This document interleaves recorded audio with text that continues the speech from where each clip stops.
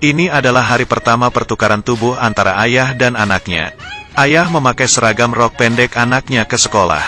Dan merasa paha dan bokongnya berdesir tertiup angin sejuk. Saat itu dia melihat di sebelahnya ada satu toko baju. Adegan pun berpindah. Dia memakai celana olahraga merah. Sambil menggunakan sandal dan muncul di depan mikrofon. Ternyata ini adalah hari anak perempuannya audisi untuk masuk band. Dan di depannya duduk laki-laki idaman anaknya. Melihat bocah yang merayu putrinya, ayahnya bertekad untuk mengacaukan audisinya itu. Dia sengaja menyanyikan lagu jadul yang sudah berpuluhan tahun. Tetapi para senior malah menyukainya. Bahkan semakin suka dengan putrinya. Sampai di kelas, sahabat putrinya berkata malam ini dia pergi camping bersama pacarnya. Dan ingin putrinya itu bantu dia untuk menutupinya. Sebagai gantinya di saat putrinya sama lelaki idamannya itu pergi, dia juga akan membantunya menutupinya.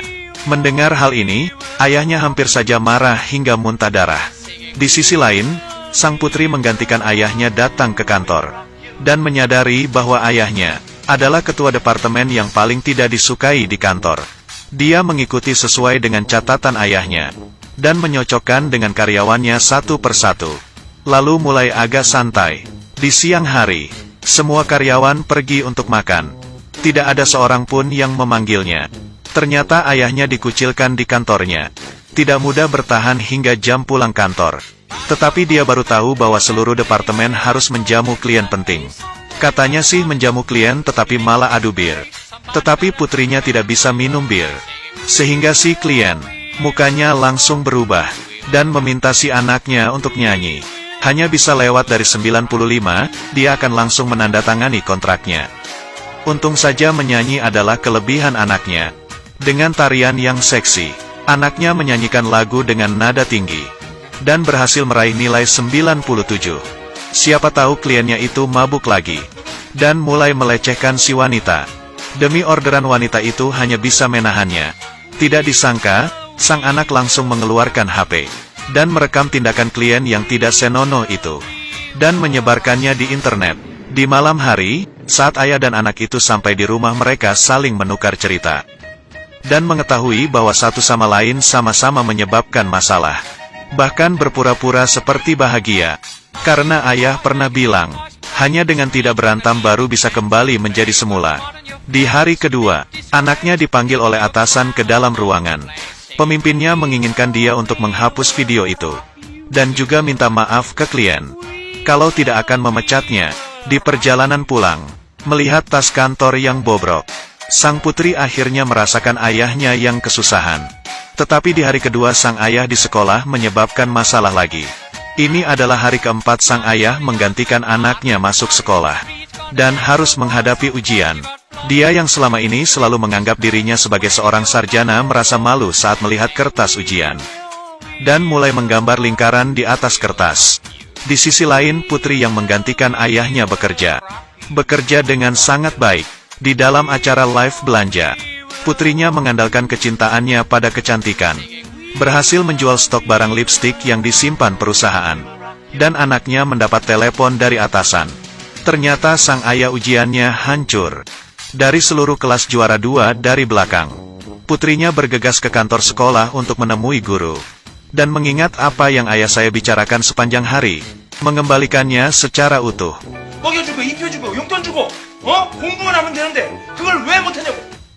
Saat itu pun ayah merasakan susahnya untuk belajar. Sang putri mengambil kesempatan untuk memeras ayahnya. Dan mengatakan dia ada janji dengan pria idamannya. Memakai gaun berwarna merah. Anaknya juga mengikatkan rambutnya bulat ke atas. Sang ayah tepat waktu ke tempat janjian. Dan anaknya memperhatikan prosesnya dari luar pintu. Di bus dalam perjalanan pulang, ayahnya ketiduran.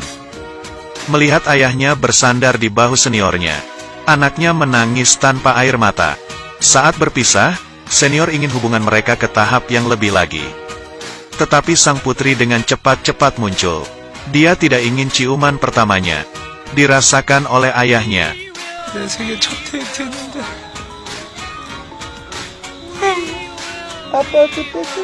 Hari ini ayah melakukan peluncuran untuk produk yang sudah dipersiapkan selama setahun.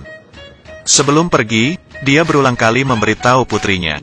Cukup baca mengikuti buku rencananya saja sudah boleh. Bila ketemu dengan pertanyaan cukup bilang, aku akan melakukan yang terbaik.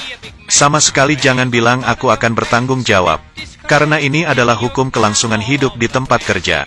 Di rapat, pidato putrinya yang luar biasa memenangkan persetujuan direktur. Dia yang kewalahan mulai pusing. Karena sejak dari pertemuan dengan klien itu, dia sudah tidak terbiasa dengan peraturan dalam dunia kerja itu. Tetapi pidato dari hati itu membuat orang-orang departemen ayahnya dipecat. Sang ayah terburu-buru naik sepeda ke kantor dan tidak memerhatikan mobil yang melaju dari depan. Di rumah sakit, sang putri menyesal dan duduk di samping ayahnya. Dia akhirnya merasakan kekejaman dan kesedihan dunia orang dewasa. Di saat itu dari luar jendela terbang masuk sehelai daun ginkgo, dan perlahan-lahan jatuh di bantal ayah. Keesokan paginya, sang ayah dan anak itu bertemu di lorong rumah sakit. Mereka akhirnya kembali seperti semula. Tidak tahu dari sejak kapan dimulai.